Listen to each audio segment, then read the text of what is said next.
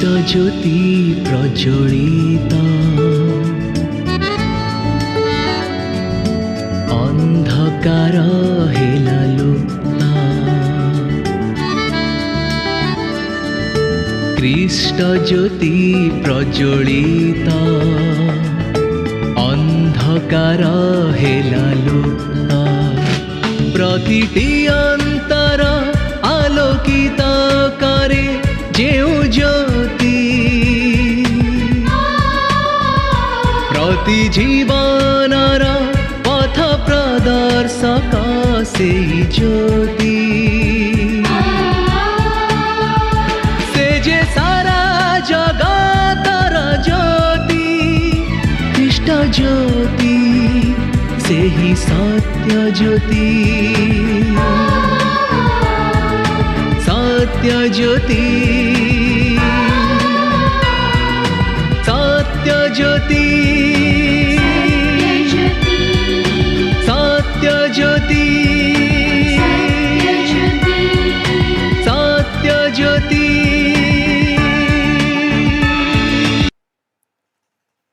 प्रिय दर्शक बंधु नमस्कार। सत्यज्योति परिवार पक्षरु आयोजित एवं प्रसारित विशेष कार्यक्रम रे आपण को प्रभु नाम रे स्वागत करुअछि। एई कार्यक्रम आपण नियमित देखंती एवं आशीर्वाद प्राप्त हेउछंती, सेति पय माने प्रभु को धन्यवाद देउ, आपण को मध्य धन्यवाद जणाउछु। आपण कोन केवल ए पर्यंत एकाकी किंबा आपणकर परिवार केवल ए कार्यक्रम देखुछंती कि अन्य मान को एथिरो अंशी करांतु, सेमानक निकटरे शेयर करंतु, सेमानक निकटरे ए विषय सूचना दियंतु, सेमाने मध्य आशीर्वाद प्राप्त हुअंतु। प्रिय बंधु, जदि ए पर्यंत आम संगे जोगाजोग करि नाहांती ताले आज ही स्क्रीन रे जो नंबर टी दिया जाइछि सेही नंबर रे आम संगे जोगाजोग करंतु। आपणकर सुचिंतित मतामत को आमने ग्रहण करिया पाए अपेक्षा करिछु। आपणकर किछि प्रार्थनार अनुरोध थिले ताहा मध्य जणांतु, आपणक पाए निश्चय आमने प्रार्थना करिवु। मने रखंतु, এই କାର୍ଯ୍ୟକ୍ରମରେ ଯାହା କିଛି କୁହାଯାଏ ପ୍ରଭୁ ଆମମାନଙ୍କୁ କୁହନ୍ତି ତାଙ୍କର ବାକ୍ୟରୁ, ଯେପରିକି ସେ ଆମମାନଙ୍କୁ ତଦ୍ୱାରା ଆଶୀର୍ବାଦ କରିବେ। ଆଉ ସେଥିପାଇଁ ଏହି କାର୍ଯ୍ୟକ୍ରମରେ ଆମେ ଈଶ୍ୱରଙ୍କର ବାକ୍ୟକୁ ଗୁରୁତ୍ୱ ଦେଇଥାଉ। ଆଉ ଆମେ ଆନନ୍ଦିତ ଆପଣ ଏହି କାର୍ଯ୍ୟକ୍ରମରେ ଅଂଶଗ୍ରହଣ କରୁଅଛନ୍ତି। ପ୍ରଭୁ ଆପଣଙ୍କୁ ଆଶୀର୍ବାଦ କରନ୍ତୁ। ଆସନ୍ତୁ ଆଗକୁ ବଢ଼ିବା ପୂର୍ବରୁ ପଦେ ପ୍ରାର୍ଥନା କରିବା। ଯାହା କିଛି ଅସୁବିଧା ଆପଣଙ୍କର ଅଛି, ସମସ୍ୟା ଅଛି, असुस्थता अच्छी, प्रभुंकर निकट को नहीं आसंतु।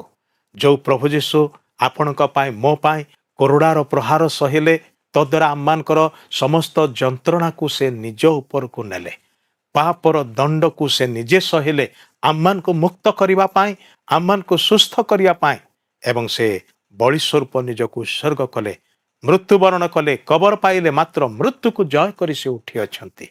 सर्वजयी परमेश्वर से अटंती, जुगे जुगे जीवित अटंती, आज भी से जीवित अटंती। सेतिपाई तांको निकटरे प्रार्थना कले से नितांत उत्तर दियंती। आसंतु प्रार्थना करिबा। प्रेममय स्वर्गस्थ पिता, तुमर धन्यवाद करुचु। तुमे आममानकर प्रत्येकंकु जानुअछ, आममानकर नाम को मध्य तुमे जानो, आममानकर प्रतिटी परिस्थिति, आममानकर अवस्था को तुमे जानो। व्यक्तिगत जीवन रे आममाने केउ स्तर रे अछु, पारिवारिक भाव रे केउ अवस्था रे अछु, ए सब विषय तुमे जानो। जो माने रोग सज्जा रे पीड़ित अवस्था रे पड़िछंती ताहा मध्य तुमे जानो। जो माने नाना प्रकार समस्यार घेर रे कलबल होछंती ताहा मध्य तुमे जानो। प्रत्येकंकु तुमे दया कर, कारण तुमठारे ही समाधान अछि, तुमठारे ही शांति अछि, तुमठारे ही सुस्थता अछि। तुमे ही प्रचुर और अनंत जीवन देबा पाए समर्थ ईश्वर अट। प्रत्येक भाई भौणी को आशीर्वाद कर। आज तुम वाक्य द्वारा आम मान को कथा कही प्रत्येकंकु स्पर्श कर। यीशुंक नाम रे एई प्रार्थना उत्सर्ग करुअछु, आमेन। प्रिय बंधु, एक विशेष विषय नहीं कि आज आपनक संगे आलोचना करने को इच्छा करुछि। ए जगत रे आम माने प्रत्येक सान ठारू बड़ पर्यंत समस्ते किछि ना किछि विषय रे व्यतिव्यस्त रहुछु।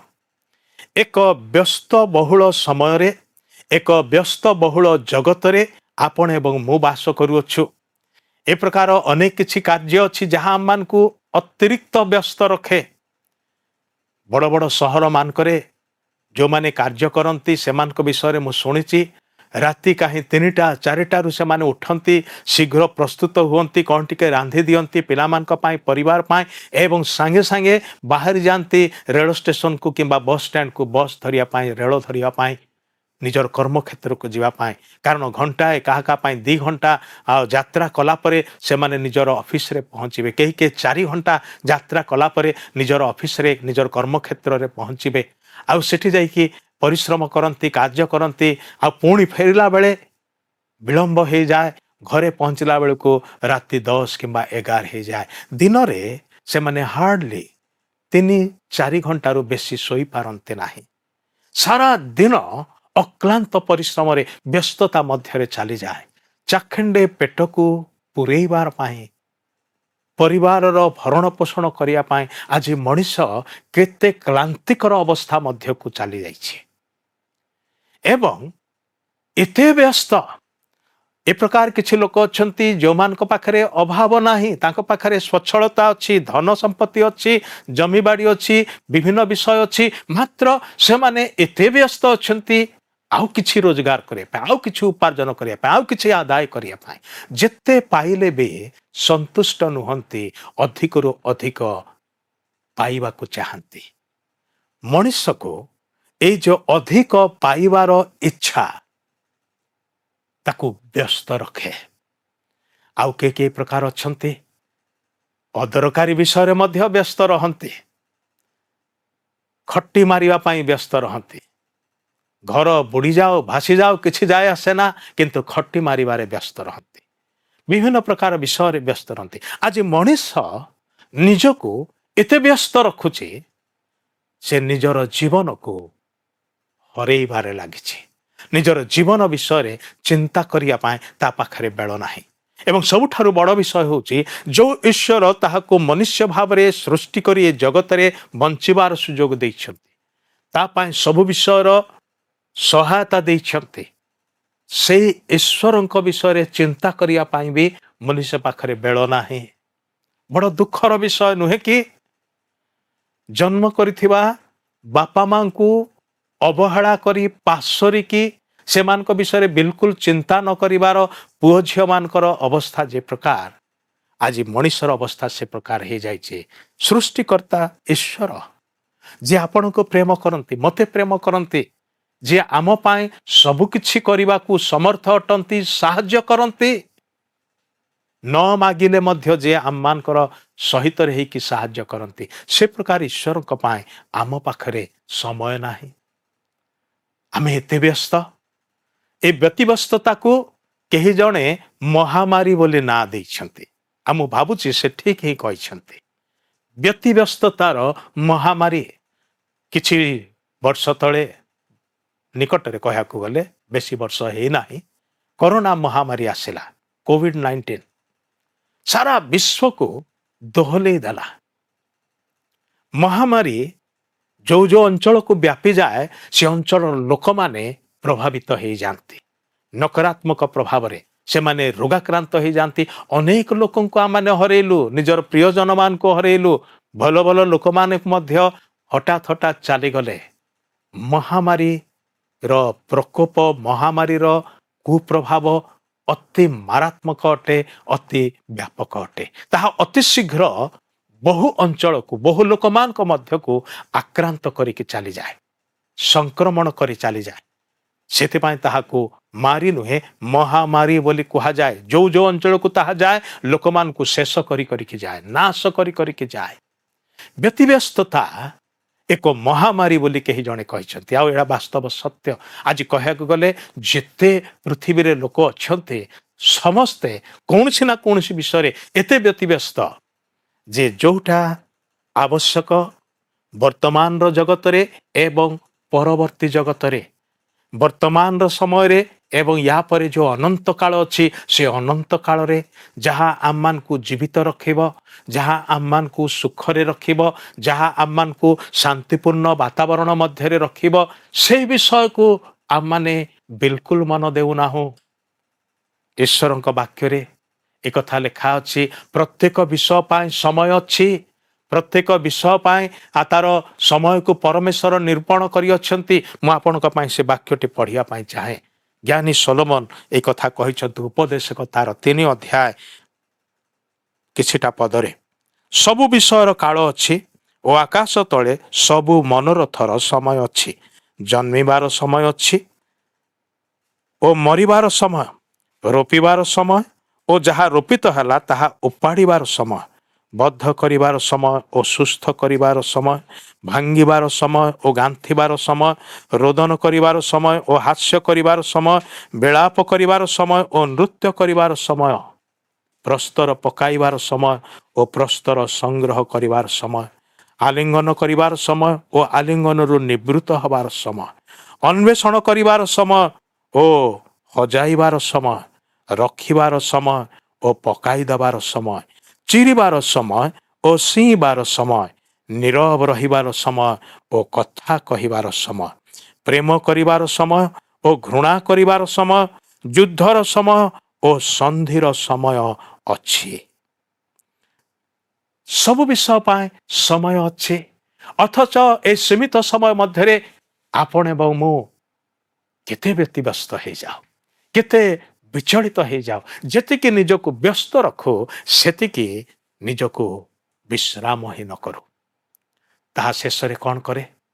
ତାହା ଶେଷରେ ଆମକୁ ନଷ୍ଟ କରିଦିଏ। ଈଶ୍ୱରଙ୍କ ବାକ୍ୟରେ ପ୍ରଭୁ ଯୀଶୁ ଜଣେ ବ୍ୟକ୍ତିର କଥା କହିଲେ। ସେ କହିଲେ ଜଣେ ଲୋକର ଏତେ ଫସଲ ହେଲା, ସେ ତାର ଅମାର ଘରେ ରଖିବା ପାଇଁ ଜାଗା ନିଅଣ୍ଟ ହେଲା।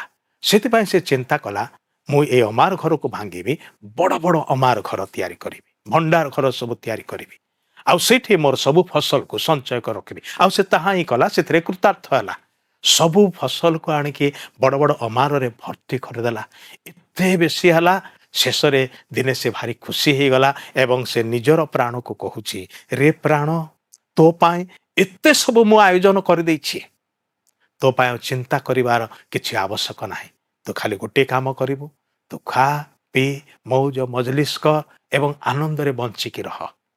ସେ ଗୋଟିଏ ବିଷୟ ଭୁଲିଗଲା ଯେ ଏତେ ବିଷୟ ଆୟୋଜନ କଲା କାହା ପାଇଁ? ସେ ନିଜର ପ୍ରାଣକୁ କହୁଛି ତୋରି ପାଇଁ। କିନ୍ତୁ ସେ ପ୍ରାଣର ଅଧିକାର କାହା ହାତରେ ଅଛି ଏକଥା ସେ ବିବେଚନା କଲା ନାହିଁ। ସେହି ରାତିରେ ଈଶ୍ୱର ତାହାକୁ ଡାକି କହିଲେ, ରେ ମୂର୍ଖ, ଆଜି ରାତିରେ ତୋର ପ୍ରାଣ ତୋ ଠାରୁ କାଢ଼ି ନିଆଯିବ। ତେବେ ଏସବୁ ବିଷୟ ତୁ ଏତେ ପରିଶ୍ରମ କରି, ଏତେ ବ୍ୟତିବ୍ୟସ୍ତ ରହିକି ଯେଉଁ ଆୟୋଜନ କଲୁ, ସଞ୍ଚୟ କରି ରଖିଲୁ, ଏସବୁ କାହାର ହବ? ତାର ପରିବାର ହୁଏତ ନଥିଲା, ସେ ହୁଏତ ଏକାକେ ଥିଲା। ଆଉ ସତରେ ସେ ନିଜେ ମରିଗଲେ ଏସବୁ କାହାର ହବ? ଭାଇ ଭଉଣୀମାନେ, ବ୍ୟସ୍ତ ରହିବା ଠିକ ଅଛି, କିନ୍ତୁ ଅତିରିକ୍ତ ବ୍ୟସ୍ତ ରହିକି ନିଜକୁ ନଷ୍ଟ କରିବା ସେଇଟା ଠିକ ବିଷୟ ନୁହେଁ। ପରମେଶ୍ୱର ଚାହାନ୍ତି ପ୍ରତ୍ୟେକ ବିଷୟ ପାଇଁ ସେ ସମୟକୁ ନିରୂପଣ କରିଛନ୍ତି। ଆପଣ ରୋପଣ କରିବାର ସମୟ, ଉପାଡ଼ିବାର ସମୟ, ଆମମାନଙ୍କ ଜୀବନରେ ତାହା ଅନୁଭବ କରିଛୁ।